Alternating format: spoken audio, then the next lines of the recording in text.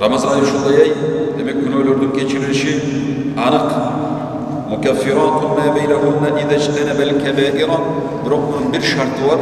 Eğer sizde bütün o günü, mayda günöylörünüz geçirilet, Cenab-ı 5 vakit namazlardan ortasında siz çoğun günü kılıp koyup olsanız, Cuma namazdan Cuma namazga çeyinki sizde mayda günöylörünüz Cuma'nın berekesiminden geçirilet, eğer de çoğun günü kılıp olsanız, Ramazan ayının keyinki Ramazan'a çeyinki sizden kele turgan mayda çüyle günöylörünüz geçirilet, eğer de şular altta siz çoğun günü kılıp koyup olsanız.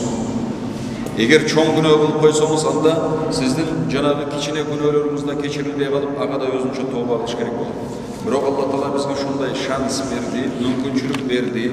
Sizden ança-munça kılgan, bilip bilbey kılgan günöylörünüzdün köptügün mana şu Ramazan ayının berekesi bilen geçirilip ketкен. Andan tışkары, bul Ramazan özü şunday sebep bolat. Ramazandın özü jön ele sizdin günöylörüңүздүн keçirilişine sebep bolat. Buga dagı dalil men sama Ramazana imanan ve ihtisaben. Kimde kim Ramazan ayının orozosun uşul orozonu farz dep, menin moynumdagı mildet dep iman keltirip karmasa, Kudaydan soğup ümit kılsa, şul orozuma Kudayım maga soğup beret. Allah Taala rayımdı uzat. Menin kişinekey bir kılganıma en az degende 10 ese, bolboso 700 ese kılıp soğup beret degen niyetiniz menen orozonu karmasanız, anda gufira lehu ma taqaddama min zembihi. Anın buğa çeyinki dağı günöylörün Allah Taala geçiret deydi. Hadis, soranış. Kayraдағы bir kaytalayımın, esіңізге tutup kalыңыз. Бұл Ramazandың berekesi şunday bolup atat. Егерде siz Ramazan ayının orozosунун, arzırkı orozonu farz dep iman keltirip, Kudaydan soğup ümit kılıp karmasanız orozonu, anda uşuğa çeyinki bolgon күнөөңүздүн bardығы keçirilet деп атат. Albatta бұл кичине күнөөлөрдү айтып атат. Балагатка жеткениңизден баштап, бу жерде хадисте шундай деп келет. Gufira lehu ma taqaddama min zembihi. Anın uşuğa çeyinki günöөлөрү geçirilet deyt. Alımlar bir doğuştan aytat, бұл şu bütün kişine günöөлөрдү aytып атат. Siz azır kança jaşka çıksanız dağı uşuğa çeyinki, o balagатка жетip, boy jetkenden başlap, sizdin günöөлөрүңүz yazıla başlagandan beri gözдөй kılıngan mayda günöөлөрүңүz Ramazandın berekesi menen keçirilip ketүү var. Bunu Peygamber sallallahu aleyhi ve sellem aytып атат. Бұл жөн гана bir kızıktırуу эмес. Жөн эле kızıktırуу эмес.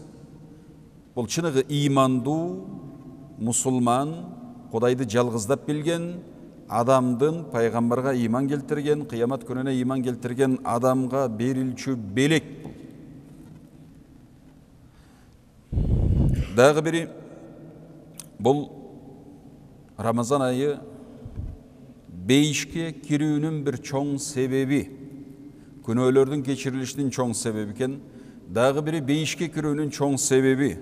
Sebebi Peygamber sallallahu aleyhi ve sellem şunday deydi. An Jabirin radıyallahu anhu, Hazreti Jabir sahabadan rivayet kılıt. Enne raculen se'ele Resulullah sallallahu aleyhi ve sellem. Bir kişi gelip Peygamberimizden soraptır. Fekale ya Resulallah, ey Resulullah deptir. Ara'ayte idha salleytul mektubat. Şu mağa farz kılgan 5 vakit namazda okusam, ve sumtu Ramazan, bir yılda şu Ramazan ayının ile orozosunu tutsam, ve ahleltul halale ve harramtul haram, Kur'an'da kelgen adaldı adal dep bilsem, paydalansam, aramdı aram dep bilip tıyılsam, ve lem azid ala zalike şey'en, anan hiçbir nerseni men buğa ziyada kılıp köbeytpösem, 5 vakit namazda okuyun boldu, aşıkça okuyayım. Bir yılda bir yolu şu oroz ayını tutup koyan boldu, başka oroza dili tutmayayım. Anın şu adal nerselerdi şariattağı, adal desem, aramdı aram desem, başka işteki kılbasam aşıkça. Adhulul cenne, beyişke kirem mi de ayttı. Fekale Nebiyyü sallallahu aleyhi ve sellem, naam. Peygamberimiz ayttı, tövbe dedi, kiresin beyişke. Bu Ramazan ayının berekesi şunda, Ramazan ayında Kadir Tün var. Kuday buyursa, mana siz azırtan basıştap, eseptep, her bir tak kündörü, cüp kündörü dele. Ramazandın eteğine kebir alındır aytatta, biz keyde Kadir Tün'dü 27'si dep kana belgilep 27'si güne Kadir Tün tözöz, başka günü Kadir Tün tospay kalabızga. Yok. Kadir Tün Ramazan ayının içinde 30 tüngö çaçılgan degen alımlarımız var. Oşon üçün ümit.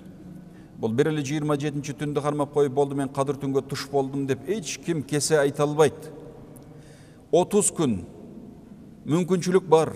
Егер денсаулығыңыз болса, мүмкіншілігіңіз болса, әрбір күні түнді қадыр түн болып қалауы деген үміт болыш керек. Әрбір түні ораза бүткенге чейін кичине biraz da olsa bir амалыңыз болыш керек.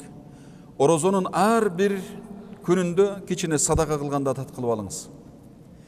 1 сом болса деле, 10 сом болса деле, 100 сом болса деле, кимдин чамасы қаншалық келе алат, ниет қылып қойыңыз, бүгінде баштап егер бұға чейін ниет қылбаған болсаңыз. Ораза бүткенге чейін садақа қылыңыз. Күндүзде садақа қылып қойыңыз, түнде де садақа қылып қойыңыз. Құдай насып қылып бір қадыр түнге туш келіп қалсаңыз білесіз бе? Қадыр түн күні әрбір амалыңыз жаңағы бір айдықы 1000 айға тете болып отпайбы? Бұл бір елі түн өзі. 1000 айға тете түн болып отады. Жөн елі тең келген емес, 1000 айдан да артығырақ болып отады қадыр түн. Біз білбейбіз қайсы түн қадыр түн екендігін анық біле албайбыз. Бірақ пайғамбарымыз айтқан ақырғы 10 күндігінен де іздегіле депші. Андан башқа да хадистер бар. Бұл Рамазандың içinde екендігіне далилат қылады. Біздің бұл үмметтің башында тұрған сахабалар, табииндер, табииндер, чынығы тақва, Құдай деген адамдар қадыр түнді оразаның 30 күннің içinde издешкен. Ошондо анан көңілі тынч болгондо 30 күн қадыр түн деп билип, әрбір түнді жон қойы бербей, садақа десе садақасын қылып, біреуге жақшы қызмат қылып, әрбір түні бір-екі рекеттен намаз оқып, Құдайға жалынып, тахаджуд, таравидін оқып, 30 күн ошондой дегендейін, biraz да болса көңілі тынчып, я Алла, эми ошо қадыр түнге туш болдым бекен, амалымды кабыл кылсаң экен деп, Құдайдан үміт қылғандар болған. 30 күн еш нәрсе емес. Егер Құдайым аманшылық берсе, денсаулық берсе, мүмкіншілік берсе, 30 түні сіз кечине ибадатмен әлек болып чыдап қойсаңыз болады. Бұл қадыр түн ушундай түн, бұл түн башкача бір өзгөчөлүктөрү бар түн. Бұл Рамазан айының içindегі ең бір сооптуу дагы, үміттүү дагы, анандағы өзгөчө түн. Өзі Рамазан айы толығы менен 30 күн. Бұл бір жылдың içindегі 11 айдың içindегі өзі үміттүү дағы, сооптор көбейе тұрған, амалдар қабыл бола тұрған, күнөөлөр кечириле тұрған, пенде адамға жақындай тұрған, бұға чейин ие болбогон даражаға ие боло ала тұрған бір ай болуп эсептелет. Рамазан айы өзі башынан 30 күн бой этегине чейин. Иманның içindегі жана бір түн болсо, 1000 айдан, 1000 ай дегени бұл 83 жыл болуп атат. 83 жылдан да ашып кеткен. 83 жыл бойы біреу намаз оқса, 83 жыл бойы біреу ораза тұтса, біреу ошонун içinde қадыр түн болбоса да, қадыр түн болбогон 83 жыл бойы ораза кармап, намаз оққан адамдын 83 жылынан бұл бір түн артық болуп атат. Мына ондай, мынадағы бір түні келетат. Әр бір түн қадыр түн болып қалышы мүмкін. Иманду, тақва адам оразанын içinde әр жолыққан түні қадыр түн деп білет. Кеш көрсен қадыр бил, киши көрсен қадыр бил деген сөз бар. Ким болса дағы біз мұсылмандар бір-өзге урматсый менен мамиле кылышыбыз керек. Алланың бір сүйгөн пендесі, ошонун айткан бір дуасы кабыл болуп калса, ал адамға менин кылган жакшылыгым, жакшы сөзүм, давам, жакшы кабыл болуп калса, Кудай ошонун артына менин күнөөмдү кечирип коёр деген үмүт, качан болса дагы күнөөбүздүн кечирилип, Кудайым менден разы болуп калар деген үмүт менен амал кылып, ошол үмүт менен мамиле кылабыз бири-бирибиз менен.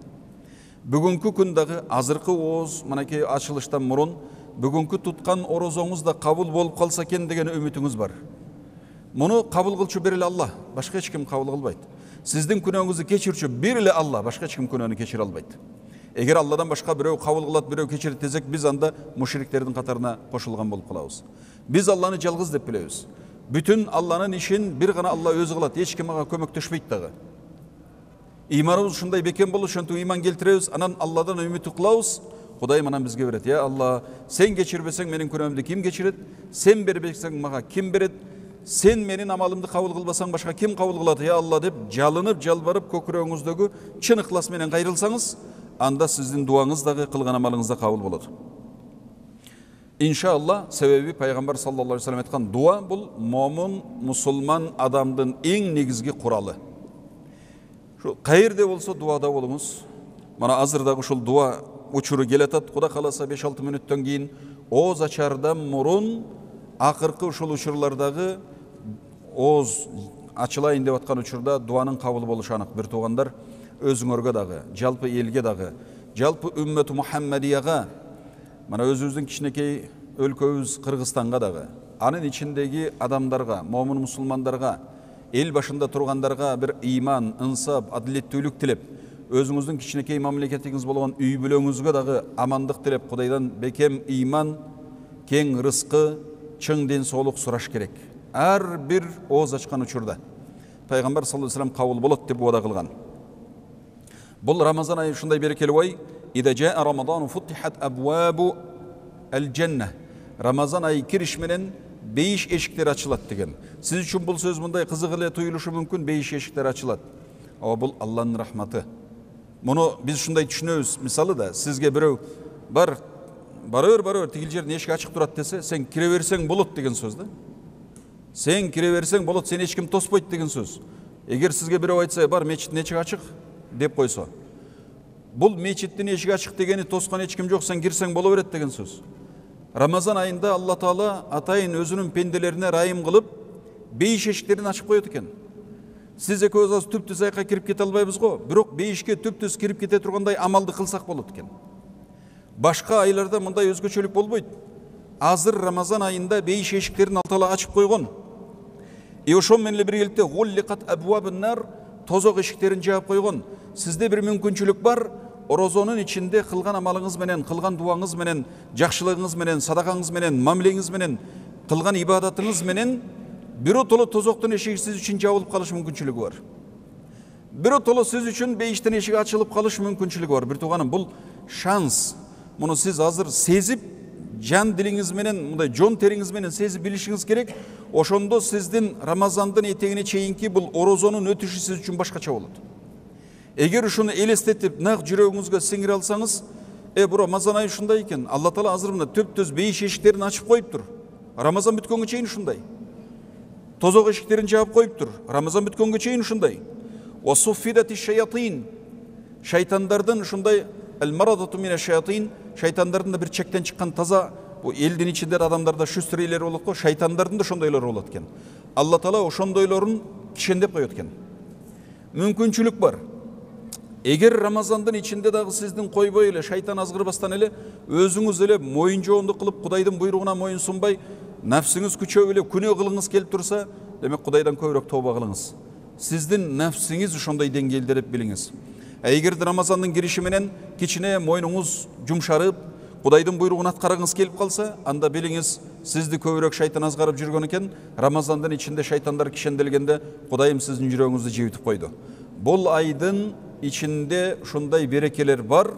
Түп-түз бейиш эшиктер ачык турат. Бир тууганым, дагы кайталайм. Бейиш эшиги ачык дегенде азыркыдай эле сизге бирөө айтса, тууган бара бер, мечиттин эшиги ачык десе, эч ким тоспойт, сен кире бер деген сөз да. Рамазанда да ушундай, пайгамбарыбыз айтып атат. Бейиш эшиктери ачылат дагы, тозок эшиктери жабылат, анан шайтандар кишенделет дейт. Бул Рамазанда гана боло турган иш. Дагы бири пайгамбар саллаллаху алейхи ва салламдан ушундай хадис, мына арабызда көпчүлүктө болуп калышы мүмкүн. Эртең бирөөлөр мына умрага быйыл көп экен кетип атат. Рамазан айындагы умра туурасында Расулуллах саллаллаху алейхи ва саллам ушундай дейт. قال رسول الله صلى الله عليه وسلم لامرأة من الأنصار ما منعك أن تحجي معنا. Пайгамбарыбыз бир ансардык аялдардын бирөөсүнө, Медина шаарындагы аялдардан бирөөсүнө айткан экен. Не болду, сен биз менен барып ажылык кылбайсыңбы? Дептир. قالت لم يكن لنا إلا ناضحان. Мен кантип ажылык кылам? Мединадан Меккеге жеткенче ортодо 500 километр бар. Биздин унаабыз жок. Болгону бир эки гана суу ташыган төбүбүз бар. Ошол төбө менен суу ташыйбыз. فحج أبو ولدها وابنها على ناضح. Менин күйөөм менен баласы, балам экөөбү бир төөнү минип кетишкен ажылыкка деп. وترك لنا ناضحا تنضح عليه. Анан болгону бир төбөбүз калды, аны менен биз суу ташып, суу алып келебиз ичкен жигинге. Суу алыс, чөл жер. Анан мен муну минип кетип калсам, башкалар суусуз калат, кандай кылабыз деди. قال فإذا جاء رمضان فاعتمري. Расулла айтты, андай абалың болсо, Ертең ораза айы келгенде сен умра жаса деді. Ажылыққа бара албайсың бы? Анда Рамазан келеді, Рамазан келгенде сен умраға бар. فإن عمرة فيه تعدل حجة أو في رواية حجة معي. Пайғамбар айтты, Рамазан айындағы қылынған умра бұл бір ажылық менен барабар болады деді. Bir rivayette Ramazan uçurunдағы қылынған умра меніменен ажы қылғандай болады деді. Дағы ләммә ража нәби саллаллаху алейхи ва саллям min hajjatihi qala li ummi Sinan al-Ansariyya. Пайғамбар саллаллаху алейхи ва саллям ажыдан қайтып келгенден кейін şu ansarlık bir ayal Ummu Sinan qaytdı. Ma mena'aki min al-hajj? Qalat Abu Fulan, yani ta'ni zawjaha kana lahu nadihan. Azırqılı hadiste aytdı. Ayal aytdı, men үшін екі төбесі бар лекүйем, миніп кетті, мен болса біреу менен қалдым, ешқандай еш нәрсе қыла албай қалдым деді. Пайғамбарымыз да ушуну қайталап айтты. Сен Рамазан келгенде ажылықты азыр қыла албасаң, Рамазан айында меніменен ажы қылғанды қалайсың бі деді. Ayal сүйініп кетті да, о деді. Рамазан айында да ажылық болау деді. Жоқ, Рамазан айында ажылық болбайды, бірақ Рамазан айында умра қылсаң, меніменен ажылық қылғанға барабар болады деді. Мұрынқы пайғамбарымыздың сахабаларынан Рамазан айындағы умраны кичи ажылық деп аташкен ошон үчүн. Умраны, Рамазандағы умраны бұл кичи ажылық деп аташкен. Себеби пайғамбар саллаллаху алейхи ва саллям ошондой уада кылган, бұл кичи ажылық болот деп айткан. Кудайым баарыбыздын оразабызды кабыл кылсын. Bir 5 minutluk vaqt kaldı. Azır dualar kabul bola turgan uçur. Ar kimimiz bir tuğanlar. Çın ıhlas menen. Jalpı Peygamberimizin ümmetine, dünya yüzündeki musulmanlarga, adam zatına iman tilep, özümüzdün өлkөбүздүн önügüş üçün el başındagılarını koşup, el içindeki özümüzdün oğul bala çaka, tuğan uruk, alım ulamalarımızdı, mına onday hizmet kılıp atkan adamlarımızdı dağı koşup, жақшы tilek kılışınızды suranam. Анан дагы азыркы эскертүү кылып айтып кетишти. Оз ачууда сураныч мусулман адамдар колдон келишинче тартип менен тартипти сактап, жанагындай отурган жерлерде же башка жерлерде мусор боло турган болсо тазалап алып кеткенге аракет кылсак иншалла. Кудайым баарыбыздын кылган дуаларыбызды кабыл кылсын. Алла Таала сүйгөн пенделеринен кылсын баарыбызды, иманыбызды бекем кылсын, рызкыбызды кең кылсын. Elibizde tınçlık amandıq bolsun, Kudayım elibizde soğuş kırgından saxtasın, iman dualar köveysin, alım ulamalarga Kudayım birindik, ıntımak bersin, el başında turganlarga Kudayım adilettүүлük, iman ınsap bersin, жаңы karapayım bizdin elibizin arasındaki imandu kızlarımızdın, baldarımızdın iman menen ösüp, aldığa qaray önüsün Kudayım bizge tavfik bersin. Ve ahiru da'vana anilhamdulillahi rabbil alamin bi rahmetike ya rahman rahim.